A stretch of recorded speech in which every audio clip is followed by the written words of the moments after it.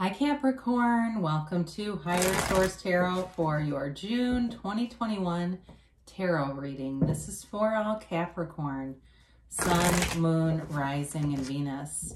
If you are new to the channel, welcome to you. I'm glad you're here. I post new readings every Friday, then again on Monday. So if a reading doesn't resonate, you can check back in a couple of days and watch a new reading, check a different part of your chart, or even look around on the Monday when I post on a Monday, because the format of the reading is different every week. It's a different style of reading. Thanks to everybody for subscribing and watching the readings and hitting that like button. I appreciate it all very much. I really do.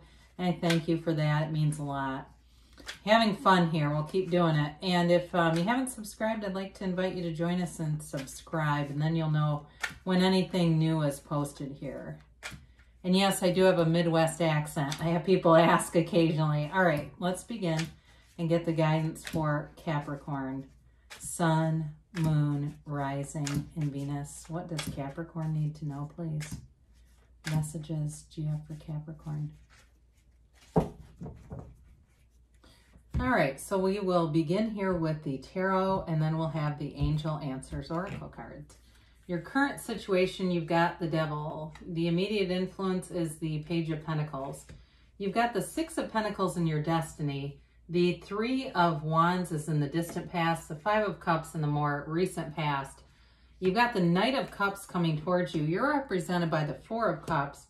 You have the Queen of Cups as a person or situation you are dealing with. The Wheel of Fortune here is, this is interesting. You know, I wouldn't be bothered by the Hanged Man being in the outcome, because it's all about changing perspective, okay? It does not mean stagnation. Sometimes I'll hear that. It does not mean that you're inert. It's really about releasing any resistance. So that is a positive thing. But in any event, you've also got the bottom of the deck. Wow, this is cool. So your clarifiers, you have the Star, the World, and the Ace of Swords. This is really an awesome energy. So before we get into this too far, you know, you have here 5 major arcana. You've got Capricorn here. You have Aquarius, Earth, Taurus, Virgo, Cap. You've got Water, Pisces, Cancer, Scorpio. And you do have a little bit of fire and air here. So with the Star and the World together, talk about self-mastery. Whenever you see unclothed characters in the cards, it's a symbol of complete acceptance. It's freedom. It's a new happiness. You've got a revolutionary energy here. It's a rebirth of who you are. And it really comes from that soul level. It's connecting with source energy. Some of you, if you're into some kind of mysticism, I really do feel like it's empowering in your life. You have, and it might just be fun. You know, you may be one that you like to get together with a group of friends and have a couple glasses of wine and look at tarot cards. That may be you, and that's okay. You know, you don't have to do it professionally, but I definitely feel like somebody here has a really deep connection there, and you're understanding life through a different lens through that. Might not be for everybody, but others of you, this is all about healing past wounds. And it's that deep stuff, right? It's soul business. It's not on the superficial level. It's getting connected to who you really are. And when you do that, you walk free. You live that completely unconditional life. And that doesn't mean that problems don't happen. I mean, Deepak Chopra talks about missing flights and being worried that he's going to miss a talk. Lots of very spiritual people still have human experiences, right? But it just doesn't, you don't hang in that energy. You don't live there. And so with the Ace of Swords, it's all about setting goals and knowing that you can attain anything, because you can have, do, or be anything in this kind of energy. There's nothing out of reach here for you. So the Ace of Swords is not only the communication, but it's commitment to a goal, and it's staying with it. So, and it doesn't mean you have to have a fixed energy about you. It just is really about knowing what you want, seeing it in your mind, and knowing that you can have it. So you have an offer here. You've got it multiple times. And the Devil is all about releasing resistance and limiting beliefs. So anything that you've had from the past that's been programmed into you, if you were told you weren't good enough, and maybe not quite that directly, but it always seemed like, you know, if you had a sibling or somebody that when you come home to visit, they'd make a big fuss about your sibling, or it seemed like whatever they did, everyone made a fuss about them, Or again, it may even be work related too, where you keep seeing that pattern in your life. And it gives this sort of feeling of unworthiness, but it's not true. It's a limiting belief. And those are oftentimes false, right? They're thinking errors. You know, they're all from the mind. So the devil energy is also about you living up to your full potential. And I got it right away with those clarifiers. Allowing yourself to remove that governor over your life that tells you there's a limit to what you can have, because it's unlimited. So with the devil energy, it can also represent negative choices. And so as I look at the major arcana that are here, it reminds me that your higher self will never tell you to do something that is immoral or dishonest or will hurt other people. So with that too, it's really about any choice that you know is not the best thing, not only for you, but for humanity. You're going to turn away from it. So the Page of Pentacles comes in with an offer. And I do feel like if it's a choice in terms of love, if you're in a relationship, I feel like you would get completely out of it before you would, and do it in the right way, before you would entertain anything new. For somebody here, I do feel like you are single, or you've been single for a while, and you've really been investing in yourself. I do see love showing up here, though. You've got it a few times, but I feel like you're not in any big hurry, and you're not here to repeat an old pattern. Now, in terms of work, too, if you've got a new job, I see you as showing up in your very best self, bringing the best stuff to the table. You might also be a little bit more conservative with money. But with the Six of Pentacles here, I got right away servant leader. So for some of you, that may be, you may find that you're called to certain jobs and you feel a calling. And if you don't feel it, you don't take it. That's just part of your makeup. But with the Six of Pentacles, it's all about balance, and it's giving and receiving. So in your destiny here, you're in this course of doing both. So that may be one of those areas where you can look at your life and see if there was someone who was really a taker, they were not a match for you. And so I feel like as you move forward here, you'll find that you're attracting people who want that same balance. They wouldn't feel comfortable trying to mooch off of someone else. Now, it doesn't mean you don't help people when they're down, but I feel like it's with discernment. It's not just giving away your life to anybody who asks for it. So the Three of Wands, in the distant past, you may have been waiting for something, but I do feel like there's some disappointment around it. Normally, this is a card of success and feeling like the waiting is in a positive regard, like you've got a real knowing here. But with that Five of Cups right after it, I feel like there was something about this that maybe on a deeper level, you knew the truth.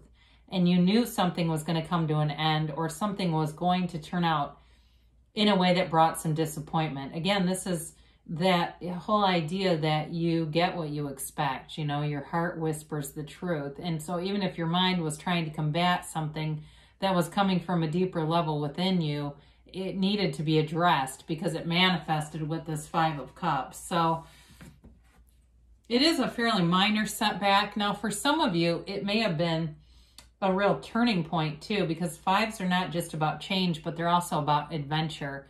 And this kind of energy can be a catalyst if you're in a boring relationship or you are in a boring job. It's that catalyst towards moving into something that brings excitement, freedom, fun. But there's healing along the way. That's an important piece to this.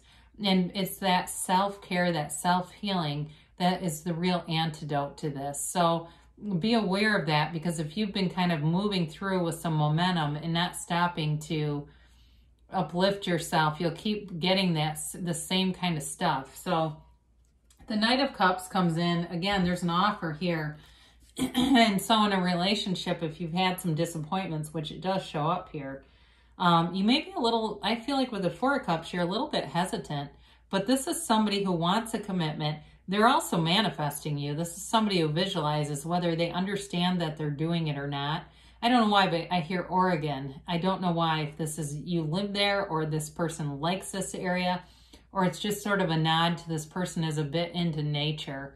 They're into that more, it's beautiful, right? And so anyway, moving on from that, because I know it's for a very specific group, but with this, it's someone who can keep a commitment, very stable energy. In a loving relationship, you have a future together. It's looking out, it's building a future, and feeling safe. There's a lot of security in this energy. Also, too, with a job situation, again, the energy is the same. Very secure energy, stable, moves forward, but in a very, I was going to say calculated way, but it's more like almost a methodical way. So you've got this Four of Cups. Again, I feel like you're a little bit guarded here. And some of you, this also can be the boredom that I talked about earlier with the Five of Cups, because this is a card of boredom and just not liking the offers. And so kind of like he's got this pouty energy about him because he's not getting what he wants. So be very clear about what you want, because that's that's half the battle, right? When we don't know what we want, we start manifesting snippets, some of what we want, some of what we don't want, because the universe keeps interacting and responding to us. So the good news is, if you're not the problem, there is no solution, right? So we look at it as what am I really attracting here? And so if it's a better offer, you can do that. But I do feel like with this Queen of Cups, in terms of the situation you're going into, I feel like you're going to fall in love with it, a job or a relationship. It's an energy of coming from a true place of love. It's that really authentic place. And this may be part of it too, where those of you that are, either way though, I feel like you're being perceived as very authentic. They say true to yourself. The people around you are feeling that too. And so it is a soft energy, but it doesn't mean that you can't have a personality with it. Also a card of deep intuition. So I mentioned earlier about mysticism. Some of you, that is really lifting your vibration. It's getting you into a place where they say the veil is thin. You know, you're in this place where your energy connection to the universe is very strong. You're really understanding what you're doing, right? Sometimes we manifest by surprise and we go, holy shit, that worked. I've had this thing with ladders. I've been manifesting ladders, and every time I see a different one, I saw one, a friend of mine posted her son on a ladder getting a coconut off of a tree randomly. We don't live in a tropical climate. And I thought, oh my God, there's another one. What an odd way for that to show up. But anyway, I feel like it's also you commanding your own energy in a way that's bringing you insight, intuition, and then you take those inspired actions. So the Wheel of Fortune comes in, and this offers a bit of luck, all right? It's really alignment, but it's like you're in a fortunate cycle with this. It feels like all the right people show up, your timing is impeccable, and the right words come to you. And sometimes you may even look back at things that you've written, and you go, my God, I wrote that. You're almost surprising yourself with how on point you are in this energy. It also moves things forward.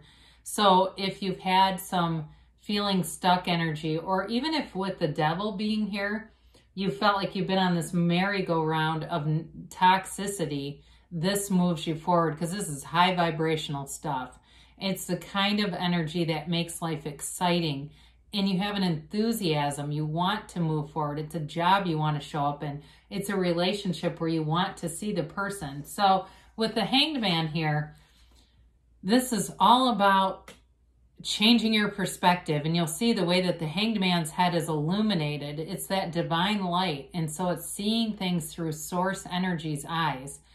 And when you're making decisions through source energy, because you do have a choice represented here, you don't make a bad choice. There isn't a wrong way to turn here. It is a card too, though, being very vulnerable. And I feel like that vulnerability goes back to a relationship where you're transparent, you're true to yourself, you're authentic, and everyone around you feels that.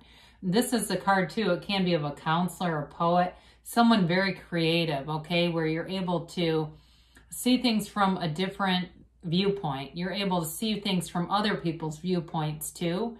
And this makes you incredibly attractive. And so with that, again, I don't mind it being in the outcome, because it's all about you. You know, when you change your perspective, your entire life shifts.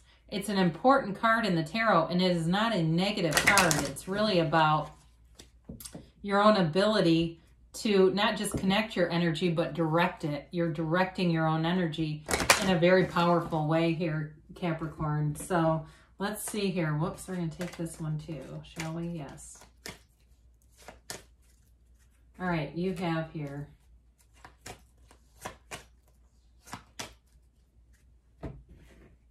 you've got be assertive, okay? So we talked about the intuition here.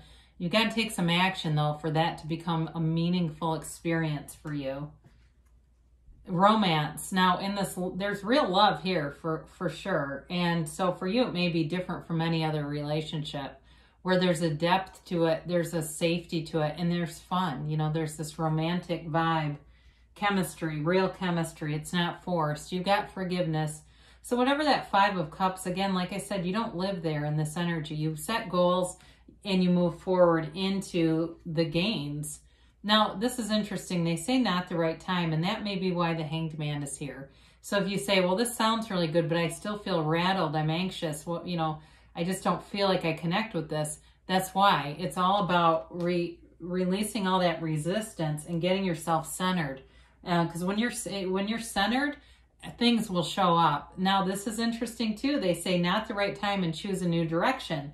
On the course that you're on, again, the energies are here, but there might be too much specificity. It's about going general. And so when you're very specific about the how will this happen, it can really do things to slow it down, because it's like the universe has its own crazy path sometimes. You just got to know what you want.